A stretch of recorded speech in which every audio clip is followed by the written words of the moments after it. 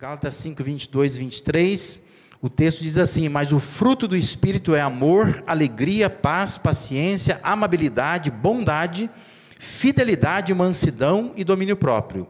Contra essas coisas não há lei. Nós estamos estudando, esses versículos, olhando palavra a palavra. Paulo escreveu que o fruto do Espírito também é bondade. Ou seja, ao amor, a alegria, a paz, a paciência, a gentileza, nós devemos somar bondade. Aliás, o fruto do Espírito é mais ou menos isso aí, São virtudes que a soma apresenta esse resultado igual a fruto do Espírito. Claro que nessa lista está faltando aí mais 3, É que nós vamos ainda estudar. Eu estou colocando ali só o que nós estudamos até agora. Mas quando a gente soma essas virtudes, o que dá embaixo, o resultado, é um fruto do Espírito.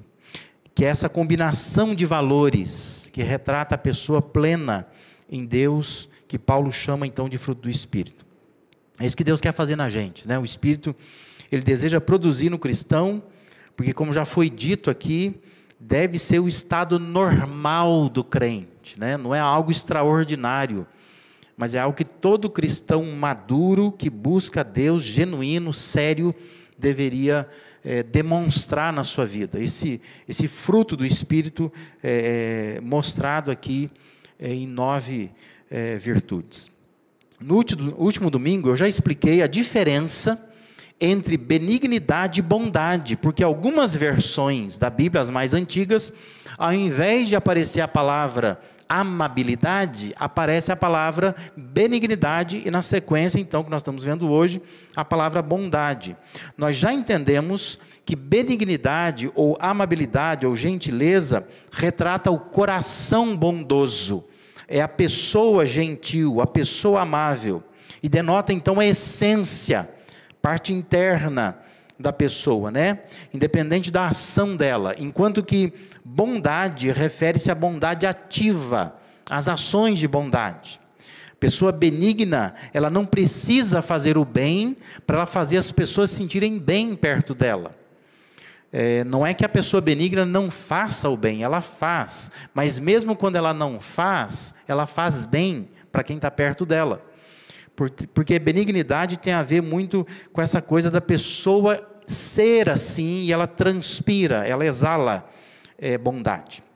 Mas o fruto do Espírito de Deus quer também produzir em nós a bondade concreta, a bondade visível, palpável, a bondade prática, que você exerça, de fato, ações de bondade. Você já ouviu falar da Anne Frank? Tem o diário de Anne Frank, tem livro, tem filme, que você pode pesquisar e assistir. Mas a Anne Frank, ela foi uma adolescente que viveu naquele contexto da Segunda Guerra Mundial, E ela e toda a família dela eram judeus, e eles foram vítimas dos nazistas. E ela esteve, naquele famoso, campus, ou aquele lugar chamado Auschwitz, E a Anne Frank, ela morreu aos 16 anos, quando ela foi vítima da chamada febre tifoide, da tifo, Ela morreu aos 16 anos. E aí se tornou, na verdade, famosa, ganhou-se projeção por conta de um diário que ela escreveu durante 2 anos da vida dela, onde ela retrata os horrores da guerra, os bombardeios, o terror que os nazistas impunham, especialmente perseguindo e matando os judeus. E aí diz a história, então, que o pai dela, o Otto Frank, ele acha que foi o único sobrevivente da família, nesse contexto todo. Ele encontra depois esse diário dela, e ele publica, dá publicidade a esse diário dela, e por isso, então, a Anne Frank ficou famosa, Muitos já leram esse diário. Tem um filme que retrata também o que está escrito nesse diário ali.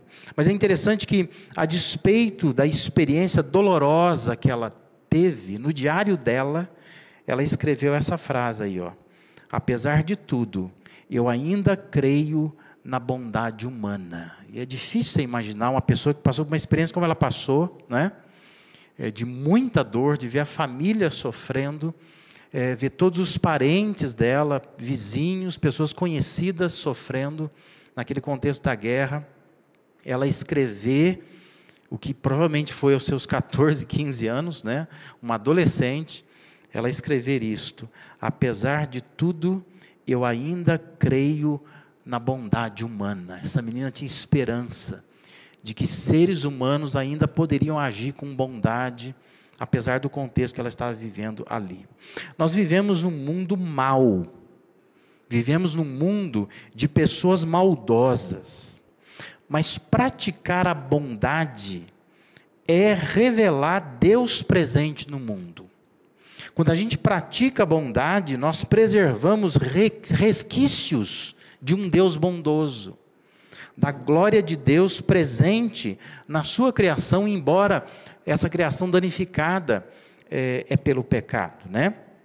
Isso nos lembra palavras de Jesus, né? Quando Jesus está falando aos seus discípulos, capítulo 7 de Mateus, versículo 11, ele diz assim: portanto, se vocês que são maus sabem dar bons presentes a seus filhos, quanto mais seu Pai que está no céu dará bons presentes aos que lhe pedirem. Então veja que Jesus estava dizendo que nós somos maus, mas nós sabemos dar bons presentes, né?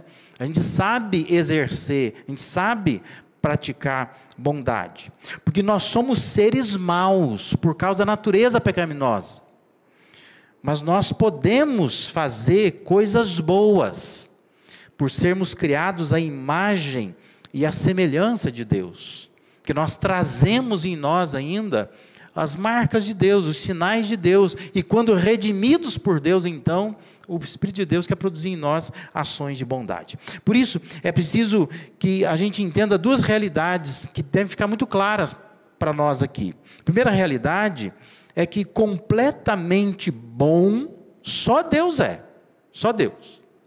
Diz, a pessoa é totalmente boa, é no caixão, né? Não é? Porque na hora do velório, fala, nossa, mas era tão boa, né? Aliás, velório é um lugar de mentira, né? A pessoa mente ali, né? Fica dizendo, nossa, era tão bom. Nunca vi, não tem isso aqui para falar da pessoa. Mas tinha quando ela estava viva, né? Depois que ela morre, você não tem isso aqui para falar dela, né? Mas quando ela estava viva, você falava um monte de coisa dela, né? Mas bom, inteiramente bom, completamente bom, só Deus. É nesse sentido que Jesus responde ao jovem rico, conforme nós temos lá em Marcos 10, 18. Que ele diz assim: por que você me chama bom? Ninguém é bom, a não ser um, que é Deus. Bom mesmo, só Deus, tá? Seres humanos não conseguem ser bons, completamente bons o tempo todo. Pode ter ações de bondade, mas não podem ser inteiramente bons. E outra realidade que precisa ficar muito clara para nós, é que Deus é a fonte da bondade. É dele que vem a bondade. Tiago 1,17, nós encontramos essa declaração aí, ó: toda boa dádiva, todo dom perfeito vem do alto, descendo do Pai das luzes, que não pode mudar, que não muda, né, como sombras inconstantes, né? Outras versões dizem que não pode mudar, não tem sombra de variação. Então, Deus é a fonte da bondade. Nós somos bons, conseguimos exercer alguma bondade por causa de Deus. Porque se a gente faz alguma coisa boa, está dizendo que isso vem de Deus, né? Toda boa dádiva, tudo que é bom vem de Deus. Desce do Pai das luzes. Então eu queria nessa noite que você me acompanhasse numa porção do livro de Atos. Porque o livro de Atos contém histórias de pessoas, que é o início da chamada igreja primitiva. E nesse livro de Atos, nós temos ações do Espírito Santo sobre a igreja primitiva. Que a gente sabe que o livro é chamado Atos dos Apóstolos, mas um bom nome para ele seria Atos do Espírito Santo. É o Espírito Santo agindo nas pessoas. E nós encontramos no livro de Atos vários exemplos de pessoas que são chamadas boas, e que o livro de Atos destaca essas pessoas como pessoas que, por causa do Espírito Santo, elas estão exercendo algum tipo de bondade. Então eu queria que você me acompanhasse nesses exemplos. O primeiro exemplo é uma mulher chamada Dorcas. Atos capítulo 9, versículo 36 a 39, dá destaque à bondade desta mulher. Olha lá, diz assim, que havia em Jope, na cidade de Jope, uma discípula chamada Tabita, que em grego é Dorcas, o nome significa Dorcas. Sempre fazia o bem às pessoas e ajudava os pobres. Por esse tempo, ficou doente e morreu. Seu corpo foi lavado para o sepultamento e colocado numa sala no andar superior. Quando os discípulos souberam que Pedro estava perto de Lida, enviaram 2 homens para lhe suplicar: por favor, venha o mais rápido possível. Então Pedro voltou com eles e assim que chegou foi levado para a sala do andar superior. O cômodo estava cheio de viúvas que choravam e lhe mostravam os vestidos e outras roupas que Dorcas havia feito para elas. É uma história bastante interessante. Aqui nós temos uma pessoa amiga, uma mulher companheira, cuja ausência foi percebida, dramaticamente sentida, naquela sociedade onde ela estava inserida ali. Essa mulher chamada Dorcas. Interessante que, quando Pedro chega lá, diz que o quarto, o cômodo estava cheio de viúvas, e essas viúvas choravam, e elas mostravam os vestidos, e outras roupas que Dorcas havia feito para elas, Era uma mulher que estava envolvida em minorar o sofrimento das viúvas. Claro que nós precisamos entender a diferença de contexto, Porque no nosso contexto atual, viúva não é mais alvo de tanta atenção assim, Tem alguma viúva aqui? Acho que não, Não, Ah, tem. Uma Terezinha ali, verdade, Mas assim, viúvas, naquele contexto, diferente de viúvas no nosso contexto. Porque naquele contexto, uma mulher viúva, ela estava desamparada, completamente desamparada, Diferente de hoje. Hoje não, hoje, às vezes a mulher fica viúva, eu sempre falo, que às vezes ela está melhor do que quando o marido estava vivo, Porque ela ficou com uma pensão boa, ganhou um seguro de vida, aqueles gastos que ele fazia lá já não faz mais. Então assim, ela está muito melhor do que estava quando ela estava com ele, Mas naquele contexto lá era diferente. Uma mulher viúva era sinal de uma mulher desamparada, completamente desamparada. Então era necessário, aliás, fazia parte da lei de Moisés, que se cuidasse, era a orientação de Moisés: cuida das viúvas, cuida dos órfãos. De modo que esta mulher, a Dorcas, ela tem uma atenção especial a essas viúvas. Ela cuida delas, ela faz roupas, vestidos para elas, Há quem diga que essas viúvas que estavam ali, talvez estivessem mostrando a própria roupa que estava vestida, falavam: isso aqui ela fez para mim. Porque elas não queriam que aquela mulher morresse, porque ela ia fazer muita falta para elas. Talvez naquela comunidade elas olhassem e dissessem assim: ninguém mais vai fazer isso para nós, é só ela que fazia. Por isso que aquelas pessoas não a esqueceram, elas não se conformavam com a partida dela, mas intercederam por ela e a queriam de volta. Mais interessante é que Pedro entendeu que pessoas como Dorcas tinham que viver mais, e Pedro vai lá e ressuscita ela, Porque entendia que pessoas assim precisam viver mais, porque era alguém que fazia bem para as pessoas. Ela tinha bondade, ela manifestava bondade através dessa ação de cuidar das viúvas, de fazer vestidos para essas viúvas. Parece que as viúvas, elas eram especialmente olhadas por Dorcas com muito carinho, e isso nos lembra a orientação que Deus dava Como, por exemplo, está registrado lá em Tiago 1,27, né, que diz que a religião pura e imaculada é cuidar das viúvas e dos órfãos. E a Dorcas, ela encarnava isso. Uma religião pura e imaculada. Eu vou fazer o bem para essas mulheres especialmente. E não vou deixar faltar as coisas para elas. Por isso que quando ela morre, essas mulheres se mobilizam, as pessoas daquela comunidade se mobilizam, porque elas querem essa mulher de volta. Vai fazer falta na nossa sociedade, porque alguém que executa, que pratica, que exerce, que demonstra bondade. Dorcas tinha preocupação com a bondade. A bondade dela era traduzida em preocupação. Ela estava preocupada, especialmente com essas pessoas. O olhar dela estava voltado para elas, para que as viúvas tivessem recursos, tivessem roupas e pudessem ter uma vida mais confortável. Então ela estava voltada para isso. Então esse é o primeiro exemplo que eu quero que você dê atenção. Eu quero que você pense se você também tem esse coração preocupado.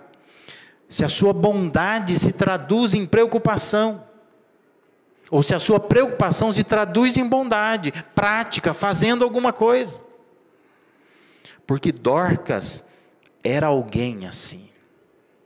Claro que a gente olhando para a história de Dorcas, cabe aqui uma pergunta, né? Se você morresse hoje, faria muita falta? As pessoas sentiriam falta de você, de fato?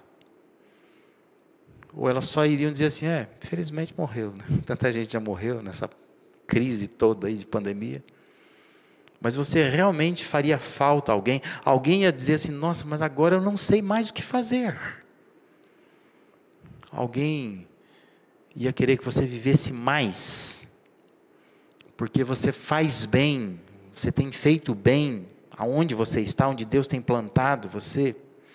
Dorcas era uma pessoa preocupada com a bondade. Ela estava fazendo algo que quando ela morreu, as pessoas disseram assim, não pode morrer. Essa pessoa tem que ver de novo, porque ela vai fazer falta para nós. Nós precisamos dela viva com a gente aqui. O outro exemplo, que está na sequência praticamente, do texto de Atos, Atos capítulo 10, eu vou ler aqui do versículo de 1 a 4, é a história do Cornélio. Diz assim, que morava em Cesareia um oficial do exército romano, chamado Cornélio, capitão do regimento italiano. Era um homem devoto e temente a Deus, como era também toda a sua família. Dava aos pobres esmolas generosas e sempre orava ao Senhor. Certa tarde, por volta das 3 horas, teve uma visão na qual viu um anjo de Deus vir em sua direção e dizer, Cornélio. Temeroso, Cornélio olhou fixamente para o anjo e perguntou, que é, Senhor? E o anjo respondeu, suas orações e esmolas subiram até Deus e Ele as guarda na memória. A história é por demais curiosa, porque Cornélio não é judeu. Cornélio é um gentil, né? Ele é um romano. E forma aqui um momento em que Lucas está fazendo uma transição no seu relato do livro de Atos, dos judeus para os gentios. Ele é a primeira pessoa no livro de Atos, que é uma pessoa que não faz parte do povo judeu, que vai ser salvo, e que precisa então daí convencer Pedro, o apóstolo Pedro, que tem que haver um movimento em direção àqueles que não são judeus. Tem toda uma visão de Pedro que você pode ler depois, dentro desse capítulo 10 aí, né? Mas a forma como Lucas narra, destaca esse homem, Cornélio, como alguém extremamente decente. Ele não é judeu, ele não é do povo de Deus, mas ele é um homem decente, ele é um homem piedoso, ele é um homem devoto, temente a Deus.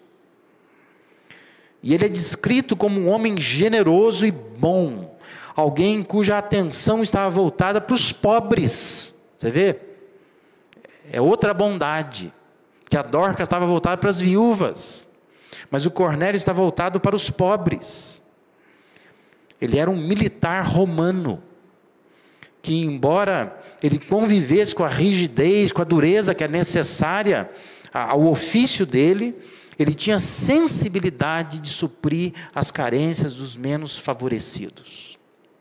Quer fazer um exercício? Leia na sua casa o livro de Provérbios. E perceba quantas vezes no livro de Provérbios Deus está preocupado com os pobres. E como Deus odeia as pessoas que massacram, que exploram, que não cuidam dos pobres, que roubam os pobres, né? E Cornélio é alguém que ama os pobres, é alguém que é generoso com os pobres, é alguém que cuida dos pobres, não é? Mas ele não é do meio do povo judeu, né? Se a gente fosse trazer para o nosso contexto hoje, a gente diz assim, mas ele não é nem cristão, ele não tem nada a ver com a nossa religião, com a nossa igreja. Mas é interessante que o anjo diz a ele, que junto com as orações que esse homem fazia, as suas ações de bondade subiram até Deus. Ou seja, havia uma espiritualidade na bondade dele. A bondade dele era tão espiritual quanto as orações. E Deus olhou para isso. E Deus, claro, não o salvou por causa disso. Não, Deus mobilizou então o apóstolo Pedro para que fosse lá na casa dele, pregasse o evangelho para ele, ele entendesse que quem salva é Jesus, ele se convertesse, recebesse o Espírito Santo, e aí então fosse salvo. Mas o que chamou a atenção de Deus foi a bondade desse homem. De modo que o anjo diz para ele, as tuas esmolas subiram até Deus, junto com as suas orações. Porque Deus só não ouve, Ele não é um Deus que só ouve orações, Deus é um Deus que olha as ações também. E Deus percebeu essas ações do Cornélio. Por isso que a gente diz que Cornélio tinha uma devoção na bondade.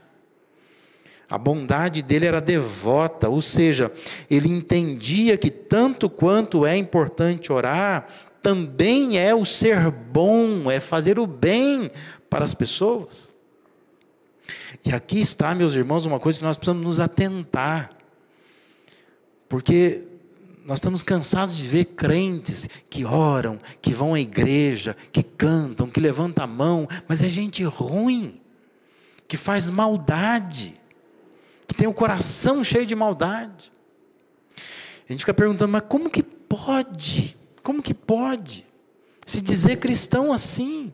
E fazer tanta maldade, tricotar maldade, planejar maldade, executar maldade na vida das pessoas. Cornélio era alguém que nem era do povo de Deus, mas ele tem bondade no coração. E ele entende que devoção e bondade estão misturados, não é? E ele precisa então não só orar a Deus, mas ele precisa ser bom, porque sendo bom, isso sobe até Deus, como um sacrifício a Deus. E Deus olhou para ele e o convocou para o povo dele, né? Porque Deus não é bobo nem nada, né? Eu preciso de um homem desse no meu povo, que é um homem bom. Ele faz a bondade, ele faz aquilo que eu quero que faça com os pobres. Cornélio é um exemplo para nós, e nos ensina que nós precisamos colocar a espiritualidade na nossa bondade. Fazer da nossa vida espiritual uma vida bondosa também, que vai em direção às pessoas. Não só fica pensando em nós, na nossa salvação, no nosso céu, nossas orações, nosso louvor, nossa igreja, nossas músicas, mas eu estou olhando para as pessoas, porque as pessoas precisam ser alvo da minha bondade também. E um terceiro exemplo que o livro de Atos dá, também se você vai lendo, você vai percebendo que está na sequência, é o exemplo de Barnabé. Interessante que nessa sequência narrativa de Atos, ao mostrar os desdobramentos do acolhimento que Pedro fez na vida do Cornélio, e com Cornélio, o Pedro abraça os gentios. O livro de Atos dá projeção a Barnabé numa outra situação. Porque o Barnabé, ele já havia sido destacado quando ele é apresentado no livro de Atos, capítulo 4. Quando lá no capítulo 4, versículos 36 e 37, diz que ele doou o valor de uma propriedade, ele vendeu um sítio, ele deu aquilo para a igreja. Então ali, ele já tem um destaque. Depois, no capítulo 9, versículo 27, novamente o Barnabé é destacado. Porque naquela situação que o Saulo se converte, é o Barnabé que acolhe também o Saulo. Porque todo mundo ficou, receoso com o Saulo. Saulo perseguia a igreja. Agora o cara se apresenta aqui dizendo que se converteu. Os apóstolos tinham medo dele. E o Barnabé, que não era apóstolo, não era nada, ele é o homem que vai lá e acolhe o Saulo. E convence os apóstolos que esse Saulo vale a pena investir na vida dele. E agora, mais uma vez, ele é destacado no capítulo 11, versículo 20 a 24, que diz assim: contudo, alguns dos discípulos que foram de Chipre e Cirene até Antioquia, começaram a anunciar aos gentios as boas novas a respeito do Senhor Jesus. A mão do Senhor estava com eles, e muitos desses gentios creram e se converteram ao Senhor. Quando a igreja de Jerusalém soube o que havia acontecido, enviou Barnabé a Antioquia. Ao chegar ali e ver essa demonstração da graça de Deus, alegrou-se muito e incentivou os irmãos a permanecerem fiéis ao Senhor. Barnabé era um homem bom, cheio do Espírito Santo e de fé, e uma grande multidão se converteu ao Senhor. Não sei se você entendeu a história, mas lembra, o povo de Deus é o povo de Israel. E agora então, o Cornélio se converte. Cornélio não é do povo de Deus. O Pedro tem uma visão de Deus, ele vai lá e entende que é preciso abraçar não só o Cornélio, é preciso abraçar os gentios. O evangelho tem que chegar também àqueles que não são judeus. E o que está dizendo aqui é que tem um pessoal que sai de Chipre e Cirene e vai para uma cidade chamada Antioquia. E lá em Antioquia eles começam a anunciar as boas novas às pessoas que não são do povo judeu.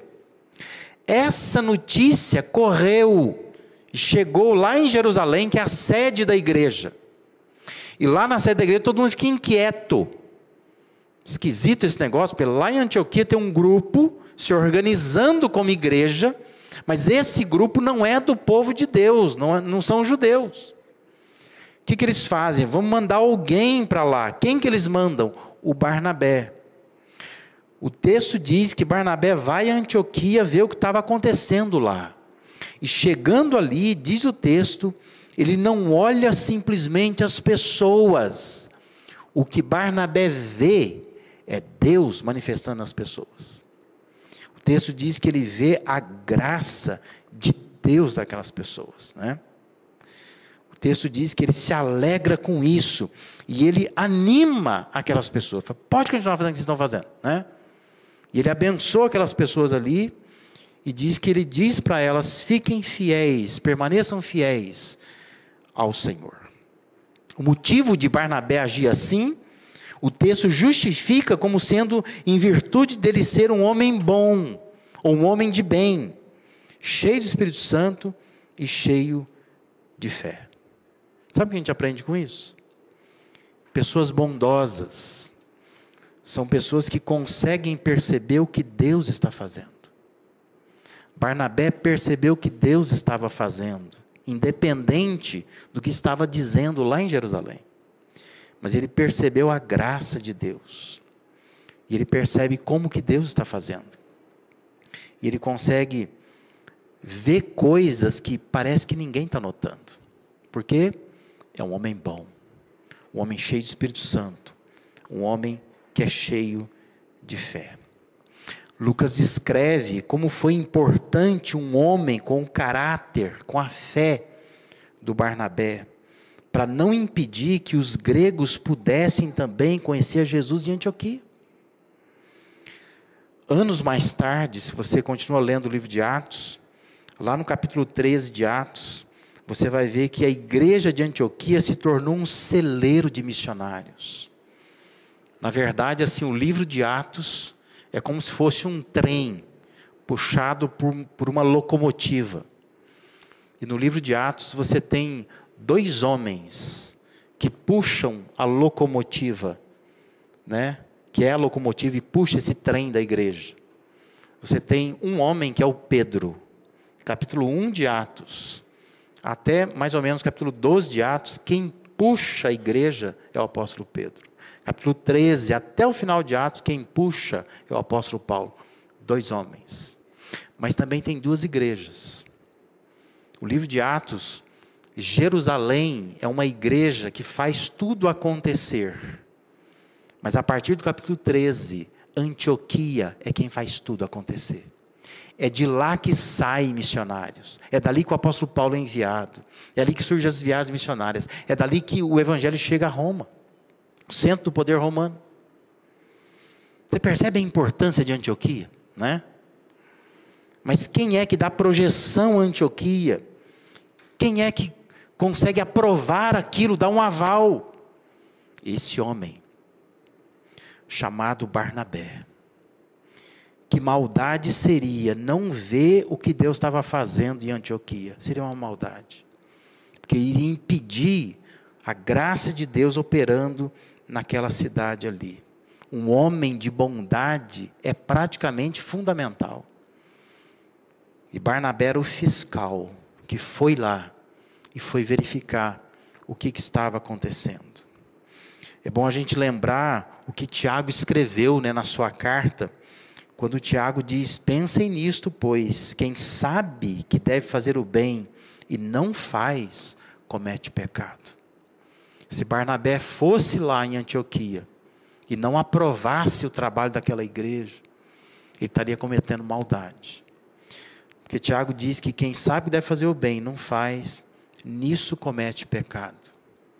Isso lembra o que Voltaire, né, o filósofo francês, escreveu, quando ele diz: todo homem é culpado pelo bem que não fez. Todos nós somos culpados pelo bem que nós recusamos fazer.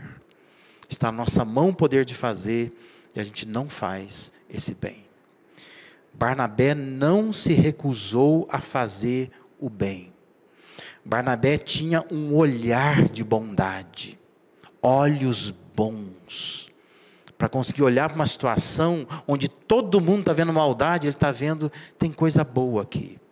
Porque ele não olha só para as pessoas, ele olha para a graça de Deus operando na vida daquelas pessoas. É uma percepção, é um discernimento que é instigado por sua bondade.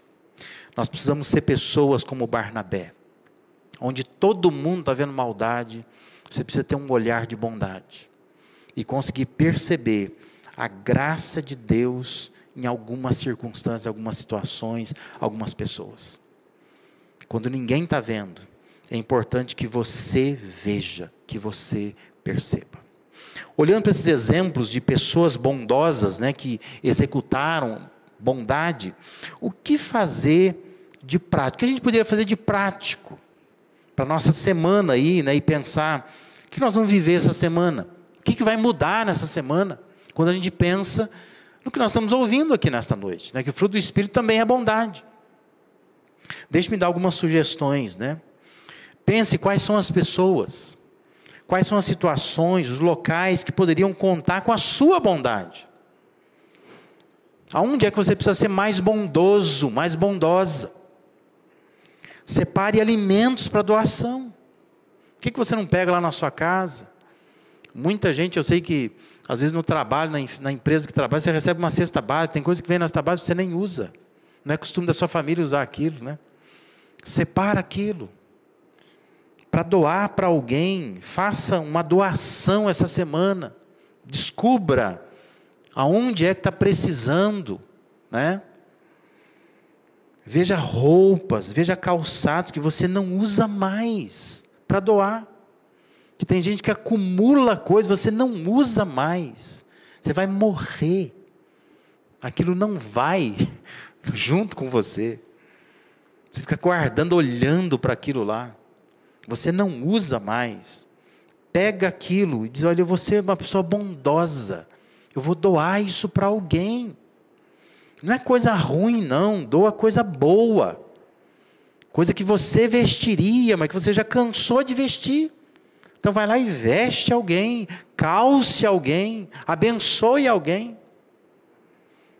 Não é esperar quando não dá para ninguém mais usar, agora eu vou doar. Não, eu vou doar quando é bom ainda, não é? Eu vou fazer uma bondade para alguém. Seja bondoso com seu cônjuge. Você é bonzinho com a sua mulher? Você é boazinha com seu marido? Seja bondoso com a pessoa com quem decidiu casar com você, que dorme com você, que aguenta você, que alimenta você. Seja uma pessoa bondosa. Veja se você está sendo bondoso lá no seu casamento. Seja bondoso com seus filhos. Quantas vezes nós como pais, nós somos ruins com os filhos, nós não somos bons. Seja bondoso com seus filhos, seja bondoso com seus pais. Eles te criaram, eles te ajudaram, eles te sustentaram. Hoje talvez estejam meio velhinhos, né? A impressão que dá é que você estudou bastante, você é mais inteligente que eles, sabe mais que eles, tem mais discernimento que eles. Mas eles são seus pais, seja bondoso com eles. Exerça bondade na vida deles. Seja bondoso com seus irmãos. Quantas famílias nós temos que as pessoas não se dão bem, os irmãos cresceram, cada um foi para um lado, não se conversam mais e exercem maldade um com o outro. Pensa, será que eu poderia ser bondoso, mandar uma mensagem talvez, fazer um telefonema, fazer uma visita, levar alguma coisa, presentear, para que eu possa demonstrar a minha bondade. Seja bondoso com seus vizinhos. Para de ficar empurrando a sujeira da sua frente, da sua casa para o quintal do vizinho, né? Não faz. O vizinho faz isso com você, mas não faz isso com ele, não. Seja bondoso. Vai lá com a pazinha, pega, bonitinho. Fica empurrando com a água, não, né? E o vizinho que se lasque lá no final da rua. Seja bondoso. Pensa nos vizinhos. Para de ficar jogando lixo na lixeira do outro, né? Usa a sua. Seja bondoso com as pessoas que moram perto de você. Seja bondoso com seus colegas de trabalho, seus colegas de escola. Exerça bondade nesses contextos que Deus tem te colocado ali. Seja bondoso na igreja, com as pessoas da igreja. Exerça bondade. Você convive com essas pessoas. Seja bondoso no trânsito. Pare de arrumar confusão à toa. Exerça bondade. Não precisa complicar, né? Não precisa criar conflitos. Seja uma pessoa bondosa. Elogie alguém. Quanto tempo talvez faz que você não faz isso, né? Anime alguém, defenda alguém se for necessário. Mas seja alguém bondoso. Tenha bondade, exerça bondade. Identifique pessoas que talvez ninguém está dando atenção, mas você poderia dar uma atenção especial a essa pessoa. Você poderia ouvir essa pessoa. Isso é bondade, né? A bondade de ouvir. Deixa eu ouvir essa pessoa. Ninguém está dando ouvido, todo mundo critica. Mas eu poderia ouvir essa pessoa. Deixa eu ver o que ela tem para dizer. Seja bondoso ao falar, seja bondoso ao julgar. Nós julgamos com muita maldade as pessoas. Seja mais bondoso. Olhe para esses exemplos dessas pessoas que nós olhamos aqui no livro de Atos. Gente de verdade que viveu lá no passado, que foram bondosas. Imite esses exemplos. Exerça bondade essa semana. Deus, por seu Espírito, Ele quer te tornar uma pessoa de bondade. Que se preocupa com as pessoas como Dorcas se preocupava. Que entende que bondade é um exercício de piedade, como Cornélio entendia. Que tem um olhar de bondade, como Barnabé tinha. Exerça a bondade. Bondade é fruto do Espírito. Eu queria muito que você, nesta noite, pedisse a Deus, Deus, me dá um coração mais bondoso. Eu ando tão ruim, né? Tão ruim com as pessoas. Eu ando fazendo tanta maldade. Eu poderia ser mais bondoso. Poderia ser mais bondosa. Eu poderia entender que Deus, pelo seu Espírito, quer que eu pratique a bondade na vida das pessoas. Quer que eu materialize essa bondade de Deus na vida das pessoas que me cercam.